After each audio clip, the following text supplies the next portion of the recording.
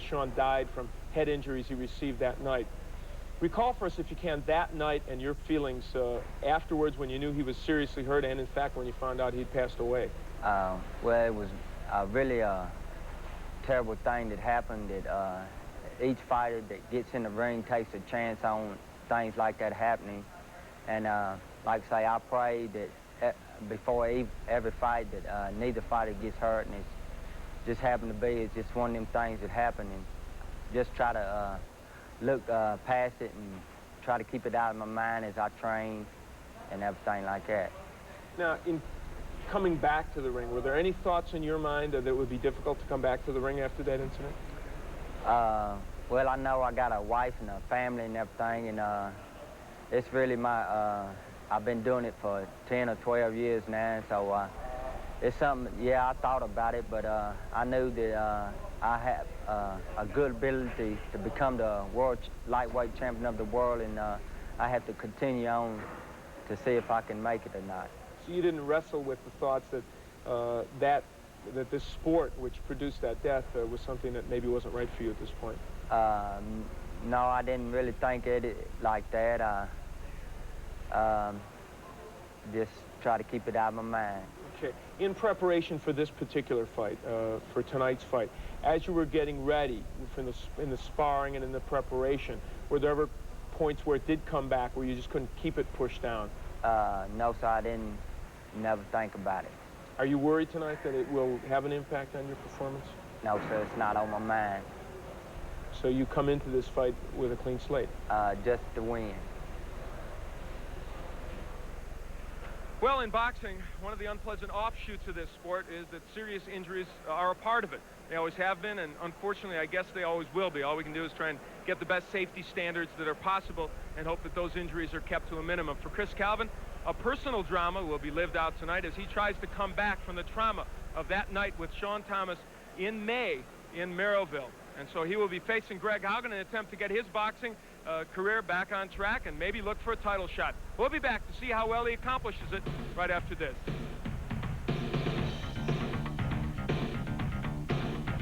Casino, where we are awaiting the entrance of Chris Cavlin and Greg Haugen for our main event.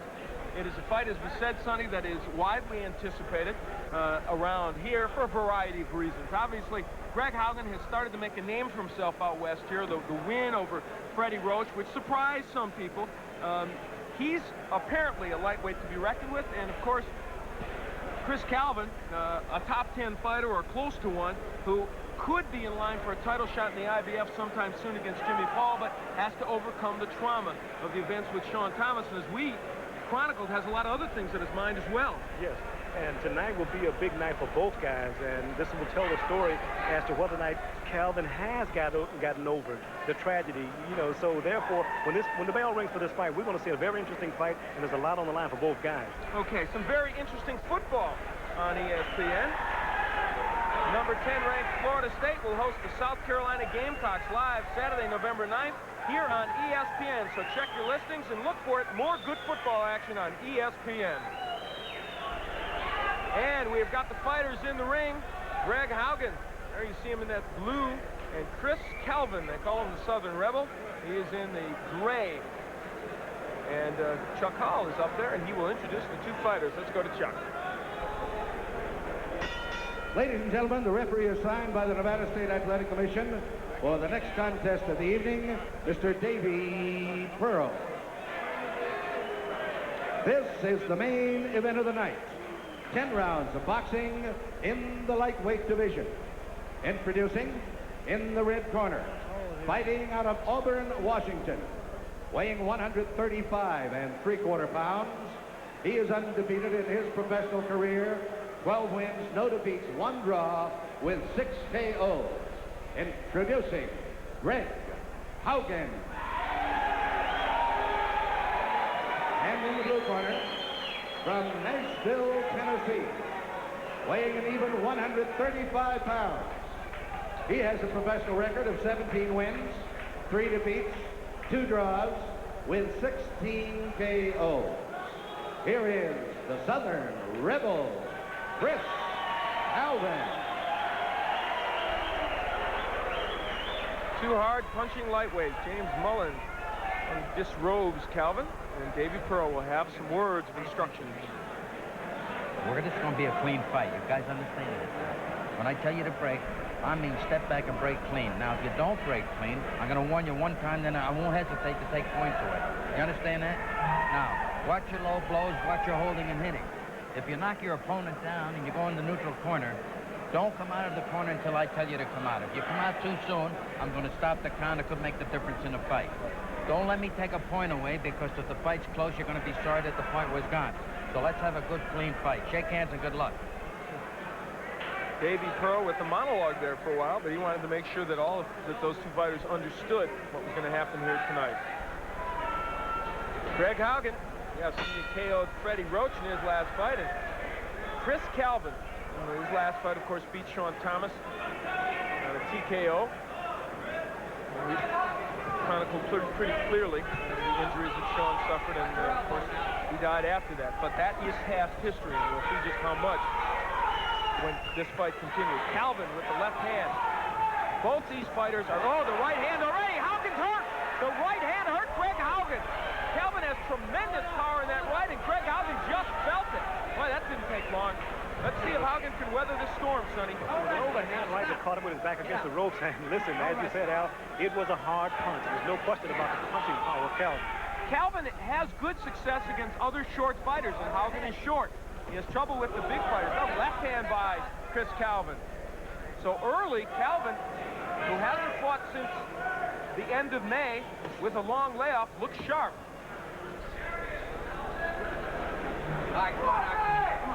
Neither of these fighters are quick starters. They're not noted for that. But Cavlin, he lands the left hook, and I think that his left hook is overlooked. He's got a good right, but that left has power also.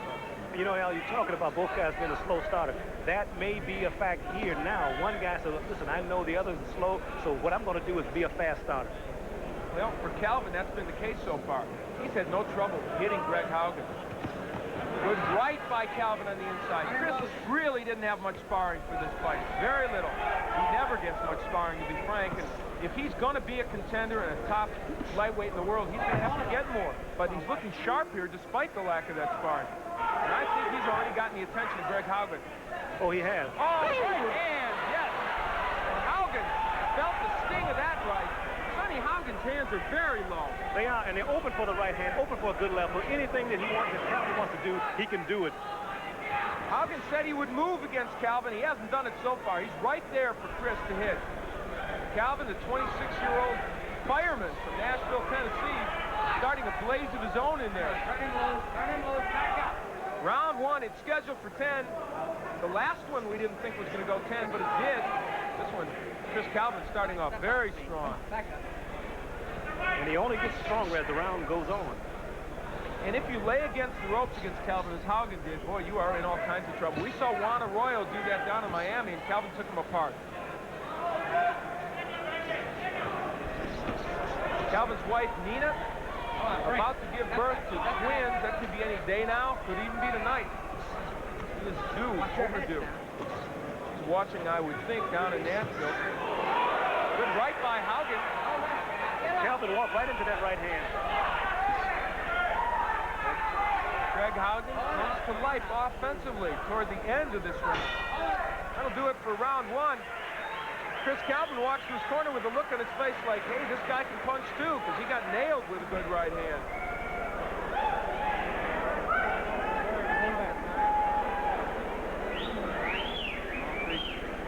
No, just give him some water.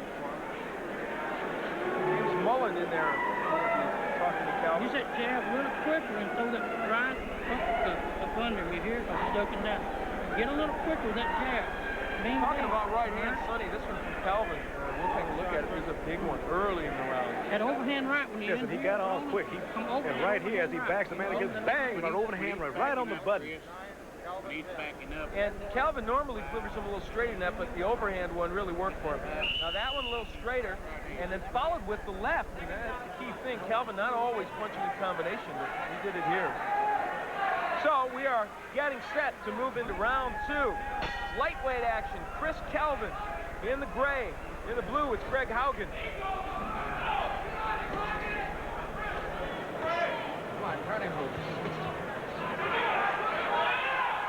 Haugen comes out a little more offensively. Lands good jab to the head of Cavlin. Watch your heads now. Well, these guys now are about to get heated up a bit here in the second round. It just got started, but you can tell, you can look at the eyes, the intensity there. Good combination by Cavlin. Cavlin with the jab, and I feel that that's a key for him. When he remembers to use that jab and uses it well, it makes the right hand better. Oh, he opens the door for the right hand with a good jab, a good snappy jab that keeps his man's head down. The hook by Cavlin, followed by the right. More combination punching by Chris Cavlin. Haugen against the ropes takes a hard right. Well, Haugen is not giving away to Cavlin. He's in the fight to stay. He is battling with Chris. No movement from Haugen. That is, he said he would move at angles, be harder to hit. He did that against Freddie Roach. Hasn't done it much here. Good straight right by Cavlin. Another right. He is nailing Haugen with combination. That one misses. If it hadn't, I don't know that Haugen wouldn't be down. This is the thing that Haugen does not want to do. He does not want to just stand and get peppered with right hand. Good left jab and a right by Haugen. There's a little blood coming from the bridge of the nose of Chris Cavlin as we're halfway through the second round. And Haugen is using his forearm quite a bit. Al, he did it in the first round. He's doing it again here in the second round. He's a rough customer on the inside. We saw that when he fought Jeff Bumpus and indeed against Roach also. Left hand by Haugen, so Greg is standing in there with Cavlin.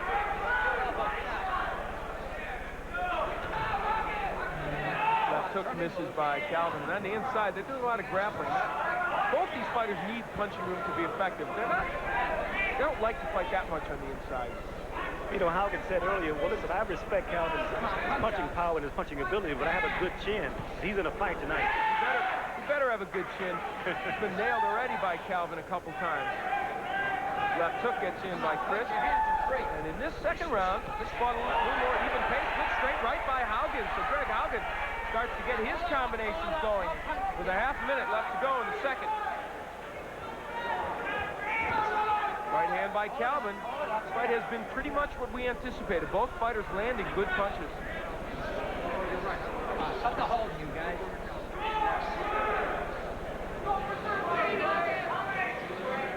Haugen making Cavlin miss with those jabs. So we come to the end of the second round. Get out. Cross